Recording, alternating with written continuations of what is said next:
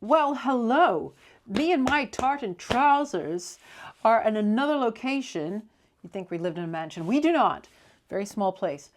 Another location where there's some music because he was so kind as to like it when I sat amongst all my music and looked at it. So here we are again. This is with, I'm sorry if that was too loud.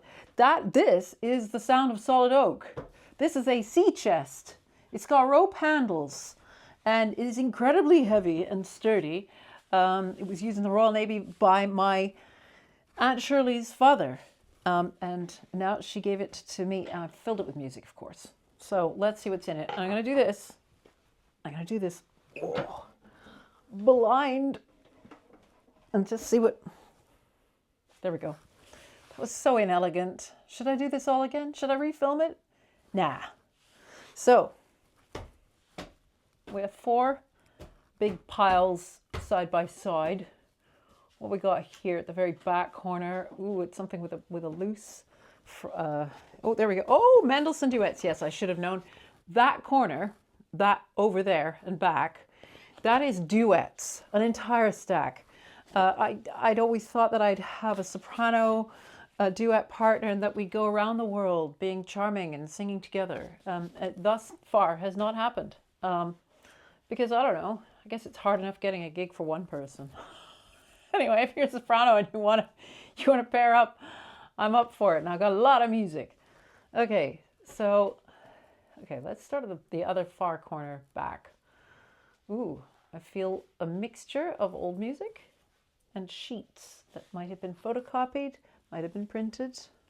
You can tell the difference because if it's a printout, it's not taped. If it's a photocopy, it is, because in a photocopier, this is boring, but anyway, if I photocopy something, I'm in an office with a photocopier and thus there will be tape and I will do the whole job. Whereas if it's a printout, it just goes chunk, chunk, chunk, chunk, chunk, and then I have it. And then I'll think, oh, I'll tape it later. Oh, this is lovely. Oh, look, it's the Desert Island Discs theme. Sleepy Lagoon. Eric Coates, words by Jack Lawrence. You see, there is a sung version. There is a words version of a lot of instrumental music. If the instrumental piece was popular enough. Sometimes they're quite tacky and very funny because you think, yeah, I don't expect that to, like, there was a whole album by Jose Carreras where it's called, what was it called? Passion. And it's just really off-putting. It's like the most famous kind of songs, for like tunes from symphonies and concertos, but with words put them. When you are close to me, there's a sweet mystery. I mean, it can be a bit, like I say, off-putting, but light music, fully on board. I mean, here we go. Sleepy Lagoon. It goes, a sleepy lagoon, a tropical moon, and two on an island. A sleepy lagoon and 2 hearts in tune in some lullaby land. This one's very, very battered. I have ones in better condition, but they don't have the middle section, the bridge, the middle 8. They don't have that. Whereas this one does. It goes, stand still, O heaven and earth and river. Stand still, O time, in your endless flight. I wonder if the shipping forecast sailing by has words. I'll bet it does. Ooh, I'll find them and then I'll put them together and that would be really fun. What other sort of light music classics survive on the radio? Well, there's, what's it called? Something Green, which is the one, the Archers theme, which I always mix up with other similar tunes and I can never... Anyway, yeah, that could be fun. There's that. A Sleepy Lagoon. Actually, like sometimes, like, write in the comments if there is a piece of instrumental music that you have put words to. Like Paul and I, whenever we watch the Joan Hickson Miss Marple series, they've got that. It's that theme.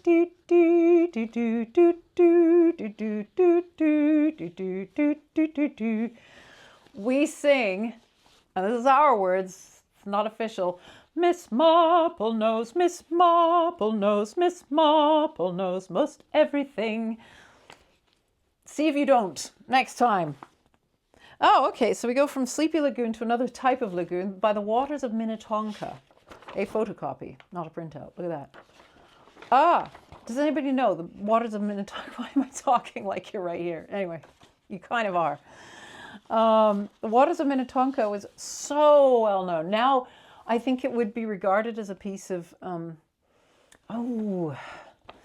it's kind of tricky because Thurlow-Lurence was a musicologist in his day. This came out in 1917 or possibly earlier.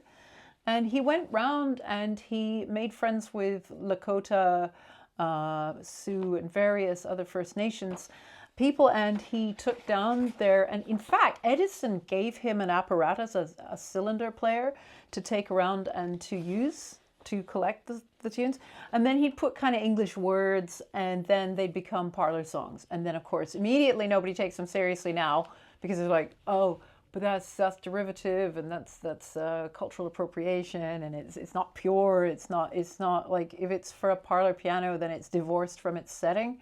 But personally, I find that to be a very worthwhile and intrinsically valuable third stream. So when you've got some sort of mishmash, kind of putting together two different things, yes, that divorces it from both, but it also creates a new third thing. So I like this, and I like his other ones too.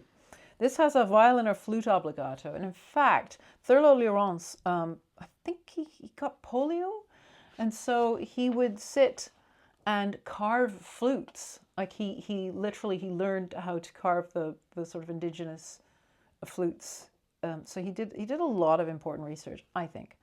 Anyway, it's very beautiful. Moon dear, how near your soul divine.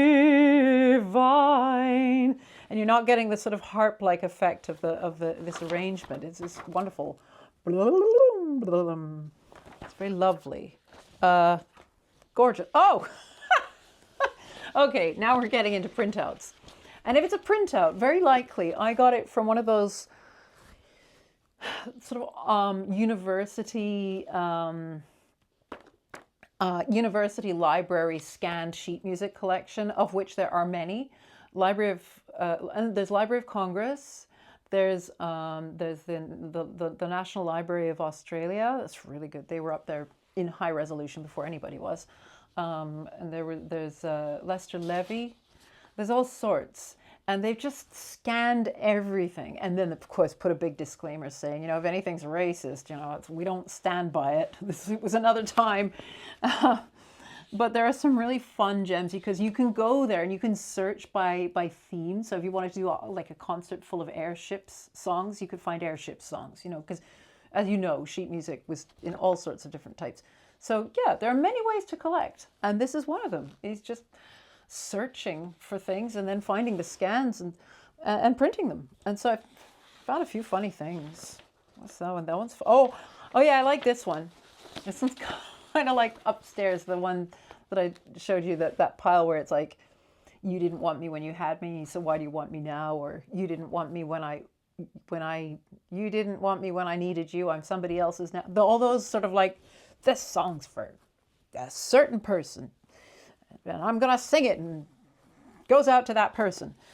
This is kind of similar. I really like this, by May Hill, Clarence Williams, and Armand J. Piron.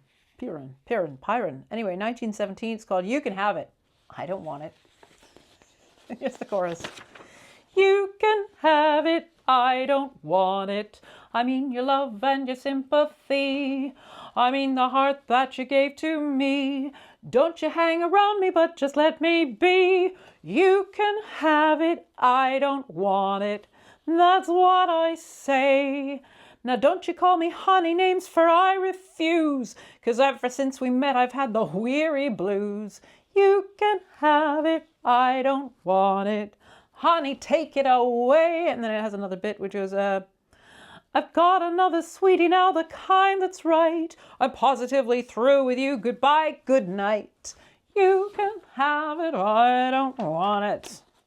Honey, take it away. See, so fun. He's so fun. What is this? Oh, this is funny. Let me get it in the right order. It's the trouble. If I don't tape it together, it can get... bits of it can go all over the place. 2, 3, 4... Oh, okay. We got consecutive pages at least. This is called the Vamp. This song,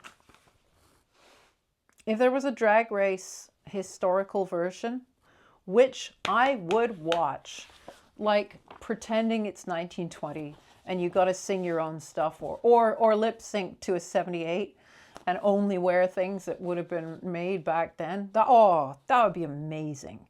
Just imagine. This would be a prime song to do in Drag Race 100 years ago.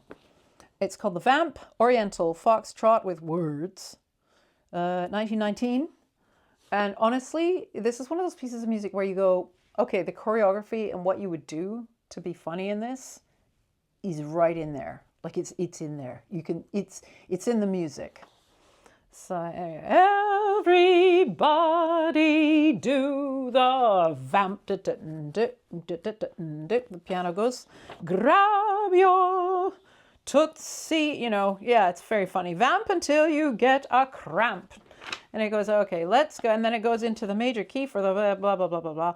Not doing it justice at all. But hopefully I can convey something of the absurdity of this song. So it goes into the major key for the chorus, which it often does. Vamp and swing along. Break. Keep it doing it. Vamp and sing a song. Don't you ruin it. Do a nifty step with lots of pep. And watch your reputation. Do the bumblebee. Whatever that is. Buzz around a bit, shake a wicked knee. She will fall for it, vamp all night and day. Keep vamping till you vamp your cares away. And then for the next verse, it does an exact inversion in that it will be wordless for the first bit, and then the bit where it was just the piano, it has words. So, well, you'll see when you perform it. Vamp the little lady, vamp the little lady, vamp the little lady, vamp the little lady. She will like it maybe, she will like it maybe, she will like it maybe. Oh, you pretty baby. Make it good and snappy, make it good and all these repetitions. You got to do it different every time. Make it good and snappy, make it good and snappy.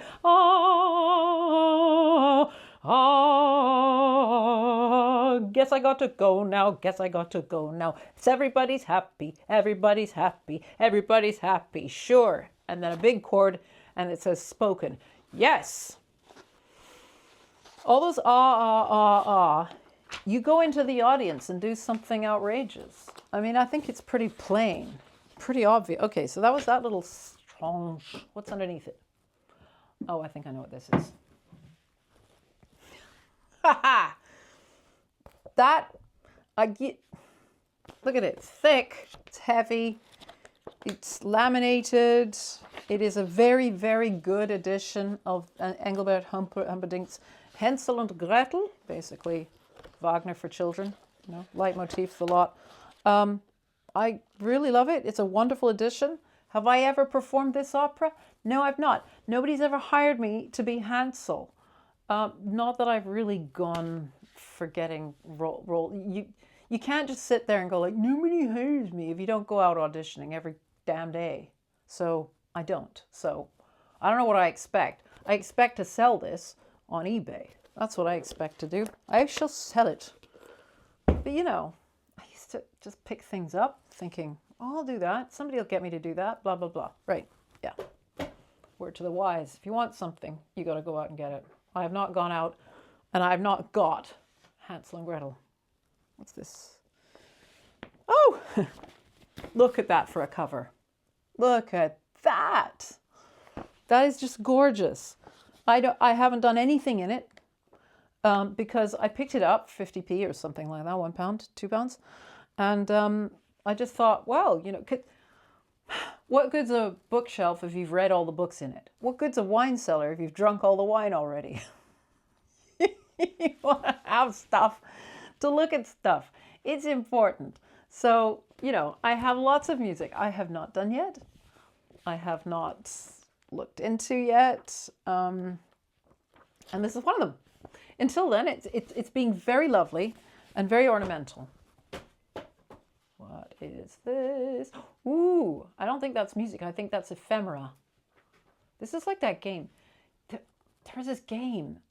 The neighbors used to put, when I was a child, they used to put on a Halloween game where you'd sit in a circle in the dark, and then they would say, and this wonderful lady, Mary, if you're watching, Mary was genius at this. She had a dentist, and she had this wonderful delivery, and she had this sort of blood-curdling way of describing this dismemberment of a corpse. And, you know, and you'd pass around his eyeballs, and they'd be grapes dipped in like oil, and and then his brain, and it would be like linguine with gelatin made into a solid lump.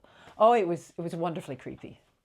I'm kind of doing that right now. I think this is ephemera, not music. Oh yes, this is marvelous. Look at this.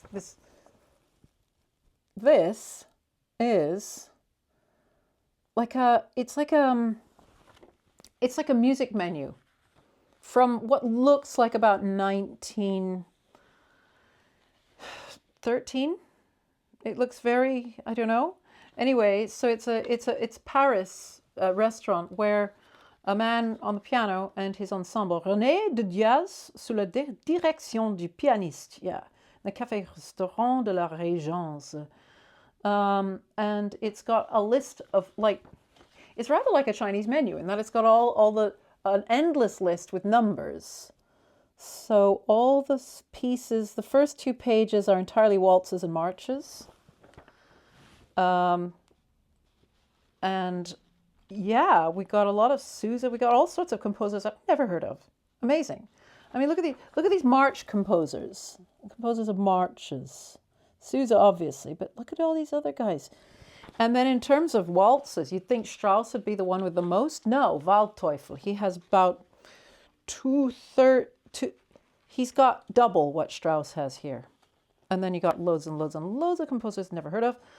Valse lente, the slow waltzes have a separate section. Czardas, musique étrangère. Music from different lands, I think they mean, in a pagoda. My Cozy Corner Girl, Goodbye Dolly Gray. Dans le Sud, Fantôme Brigand, the Teddy Bear's Picnic. Bluebell, Salome, Bonbon. Parade de Charleston. Yeah, that's very étrangère. A bunch of selections from the operas. Okay, which opera composer do you think has the most representation here? Which opera composer at that time in Paris? It's Massenet. Right, so here we go. Isn't that wonderful? Isn't that amazing? Like over 968 numbers that ensemble could do in that restaurant. Oh, this feels also like, yep. Okay, this is another piece of ephemera. This is it's the show called Hollow Ragtime, and it looks like it's about 1919, looking at the styles maybe later, maybe early 20s. Here we got the wonderful Ethel Levy. She was a lot of fun. Married to George M. Cohan, I believe. Oh, doesn't that look like a toilet bowl cleaner? Odal. It has been, by the authorities in modern science, look at the design, toilet bowl cleaner surely, but no, has been proved the best for cleansing mouth and teeth. Odal Chemical Works, London SE. There you go. Probably no longer there. Probably luxury flats. Oh my goodness, all these wonderful names. The chorus greatly augmented, it says. So you're getting more. Most of these names, I would imagine, were noms de plume, so, or noms de théâtre, or whatever. So they'd be stage names, because look at them. Miss Violet Vancouver. Should that be me? Should I be that? I don't identify myself with Vancouver. It's just the nearest place when I say where I come from that I can say that people have ever maybe possibly heard of. But I'm not from there. It's sort of a different thing. It's like saying you're from London, but you were actually born in, I don't know, Huddersfield or something.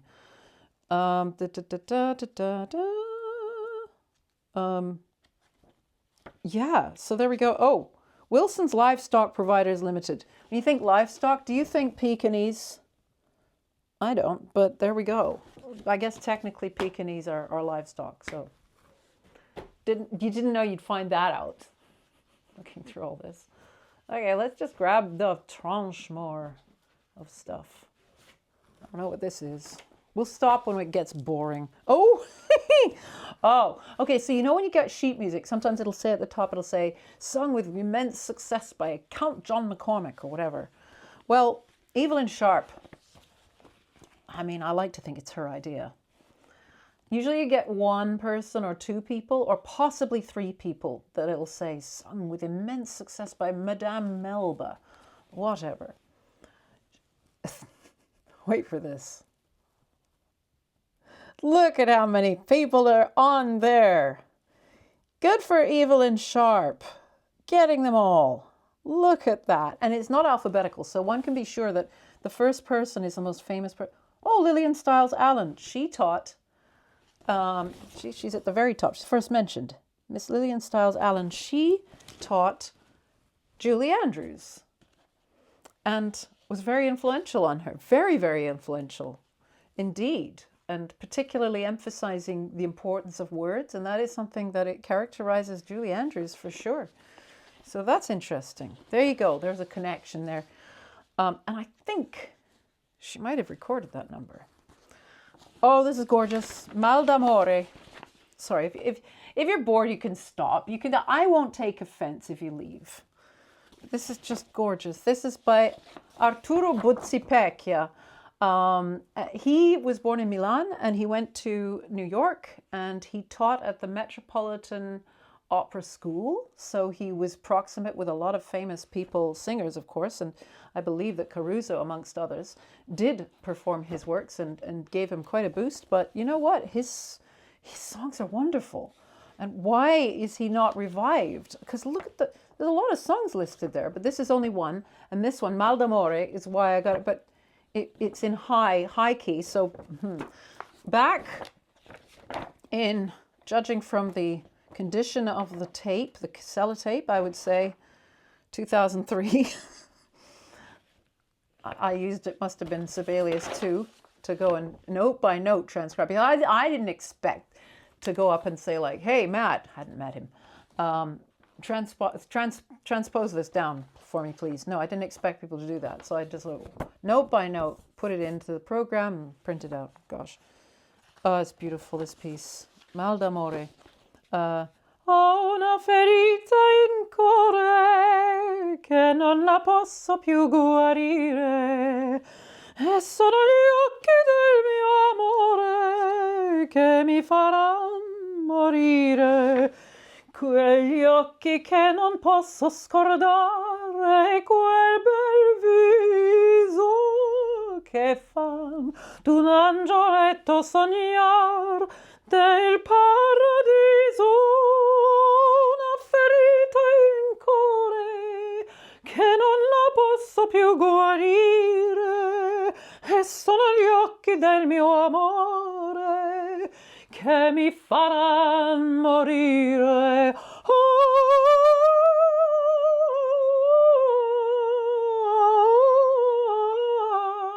You're going to get a singer on side if you give them words to sing to the effect of ah, ah, ah. It's like saying, I know you got a good voice, let's hear it. And the singer goes, with pleasure. And then they sing all your songs. And then you get very famous. And then people forget you years later.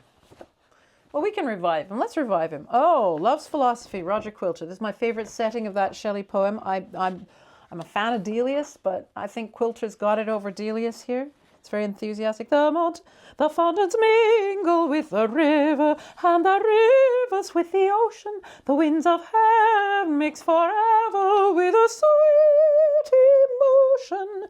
Nothing in the world is single. All things by a law divine in one another's being mingle. Why not I with thine? Not I with thine. Oh, Rick. Okay. I can literally use this because it's tiefe Stimme, low voice for Richard Strauss songs. But look at how gorgeous it is. and it's quite thin, and it's hardcover, so I use it as a folder a lot. In fact, oh yes, look at this book plate. If a Murnau German expressionist movie were a book plate, that would be the one. Look at that. It's got, in fact, it is being used as a folder because there's a couple of photocopied sheets in there. What are they? Ooh. Abroad as I was walking one evening in the spring, I heard a maid in Bedlam so sweetly for to sing.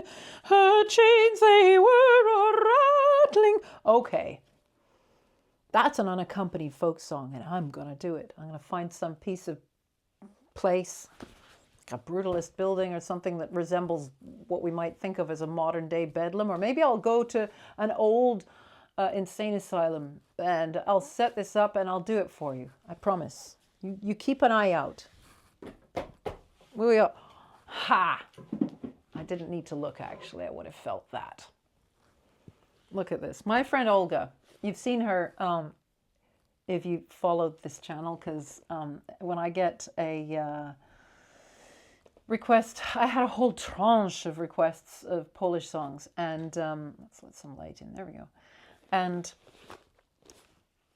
there were more than I could handle, and she took them on, and she did an excellent job. She's a wonderful soprano. We've known each other since we were teenagers, and she lives in North Devon now, and she made this for me, had it made when I was leaving Vancouver to make my fame and fortune, you be the judge, in Europe in 2000. And she gave me this. And I've never used it for its intended purpose, which is actually as a folder. No, instead I used Strauss, which you just saw. But it's funny that it should be stored next to this, because this is what I'm supposed to use as a folder. But would you? Okay, first of all, it's twice the size. It's red. Imagine me sitting there with a tenor, alt, tenor, soprano, bass, me, and I'm there, and they've got their little A4 black folders, and I've got this massive red one with that on the cover. I mean, honestly, so I keep things in it. I've got old headshots. Oh, back in the day when you had to send a headshot before okay, pictures of me when, back in the day. Woo, sick transit, Gloria. Father Time's winged chariot, Look at that. Oh, she's so innocent. She really was. She didn't look it, but she was. Trust me. Oh, I got a gazillion of these. I mean, if you want one, let me know. Just pay postage and send. Actually, I've only got one of this one. Oh, doesn't she look wise? She looks like she wasn't born yesterday. She was. Oh, there's very innocent. Ooh. So you had to, yeah, you'd have a gig with a choral society, and then they would say, oh, please send us an 8x10 headshot for our program. And they would go through all the rigmarole of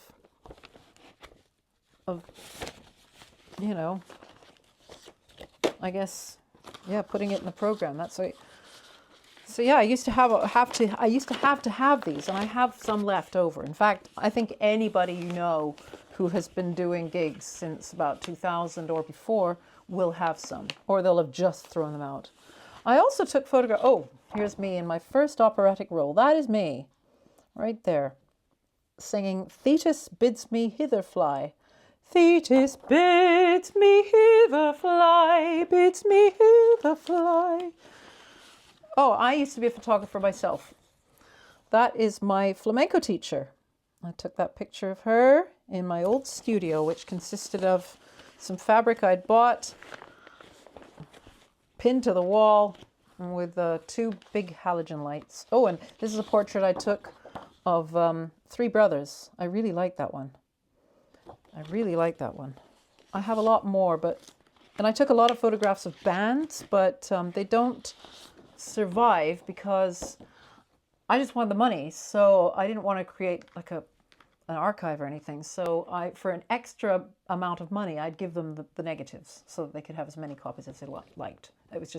easier for me, and it made me more money, but with the result that I have no record of any of those that I did. Lots of bands in Vancouver. Oh, here's another one. There we go. There you go. Nice. Seen them all. Oh, hilariously, there's my Bachelor of Music. Oh, how to make your programs sound really good. Bachelor of Music transfer program. If you didn't have the right academic qualifications, i.e. I did not have maths to the degree that I needed in order to get to the university to study music. Like, why would you need it? But anyway, you needed it to get to the university. So, but I could get into the college. And for people, dullards like me, we'd get in through the back door via a transfer program. This is so boring. Via a transfer program. So you transfer after you'd done 2 years at the college. You could then get into the third year and fourth year at the university, having done the first 2 years at the college. But yeah, after I'd done the first 2 years at the college, I got that. So I still have it. And I went, do I want to go to the university? It's expensive. And I'd rather be learning by doing. So I went and worked retail, saved up money, did sort of private courses. Like I went to the Italian Cultural Center and learned Italian. I went and I learned to Baroque dance at a sort of night course thing. And I put up posters and volunteered for all the concert series that were around, so that I could get in free to the concerts. And I talked to people. I made my own program, and I flamenco lessons with that lovely, amazing lady. So I made my own program. That's what I did. And then I went, and when I'd earned enough money by doing retail, I went to Europe. There we go. So I didn't do the third and fourth year at all. Gosh, I think we should really probably wind this up because it's been half an hour. But I do have to talk about these. They're really important. These two, volumes 1 and 2, are responsible for an entire playlist on my channel called Songs of the Olden Time. See, Songs of the Popular. Look, I did this nail polish just to. I didn't. I could convince anybody. Look, see, it goes. Anyway, let's have that as our possible thumbnail. Old English ditties, popular music of the olden times. Amazing. These were so important. So important. For the first time, were put together a whole slew of songs that are kind of regarded as the same sort of thing. John Oxenford and Natalia McFarren, with George McFarren doing the, it's wonderfully quaint, the symphonies and accompaniments. Symphonies being the music between verses and that sort of thing. So it's long ballads, it's a mixture of folk music and ballads from ballad operas and Renaissance music. So there's some Dowland and Campion in there, and then Moore's melodies and a whole bunch of different things. So English ditties, Moore's music, it's not all English. Come on, it isn't. It's a mixture, in fact. And they were published by Chappell in the 1840s or early 1850s, and they have remained in some form or other in print ever since. They've been sung in schools. They have been considered sort of like nursery songs. So blah, blah, blah, blah, blah. What I mean is songs like, Oh Dear, What Can the Matter Be? Hunting We Will Go, Golden Slumbers, all these kinds of songs that already, like Drink to Me Only, things like that. There was a jolly miller once lived on the River Dee. He worked and sung from morn till night. And a north country maid up to London had strayed, although with her nature it did not agree. She wept and she sighed and she bitterly cried. Cold and raw's the night without, the winds are loudly blowing. Greet the winter with a shout. Let's dance and sing and make good cheer, for Christmas comes but once a year. You know, the three ravens, a legend on the Avon. Oh, mistress mine, it was a lover at last. Oh, willow, willow. Yeah, look, Schubert. What am I saying? Shakespeare, that sort of thing. You know, the friar and the over the mountains and over the way. Love will find out the way. Sally in our alley. The Vicar of Bray, under the greenwood tree. All these things. Oh, come you from Newcastle. You know, may he who wears a sulky face. All sorts. And, do you know, and because I'm struggling and I've taken at least 5 minutes to describe the genre, because it's not a thing, it doesn't get done. It doesn't get programmed because people they can't really name the genre. So you could say English folk songs, but that's not, no, it's not quite that. It's not quite like that. So it's a particular thing. So I suppose Old English, songs of the olden time is what I use. Or I say an early music sing-along. This is when I try to get it programmed in festivals. But even then, the people sort of go like, well, if you can't describe it to me in sort of 3 words, it's really hard to program. And yet, whenever we do these, people come away with huge smiles on their faces because they haven't heard these amazing, well-known songs. They got familiarity, they got beauty, they got fun. I mean, they so enjoy them. So I put together a playlist on this channel so you can see them performed. And they go well with early music instruments. It's just a good time. You can sing along. You can have sheets. They're great.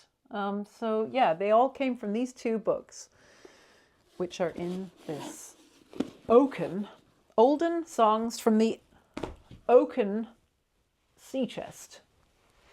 Can I shut it without? No, I can't do that. I don't want to be ungainly. Far be it from me. My tartan trousers and I thank you for coming and sitting through almost 40 minutes of chit-chat and sing-song.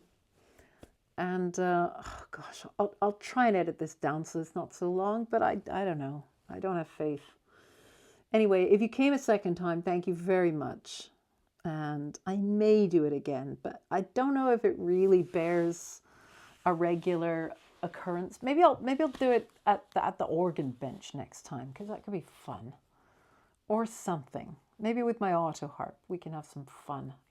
Introduce a new element to this. But yeah, thank you for coming, and keep looking down there because that's where the monitor is. Shall I show you? Say hello. Anyway, thank you so much. And I will push the button down there.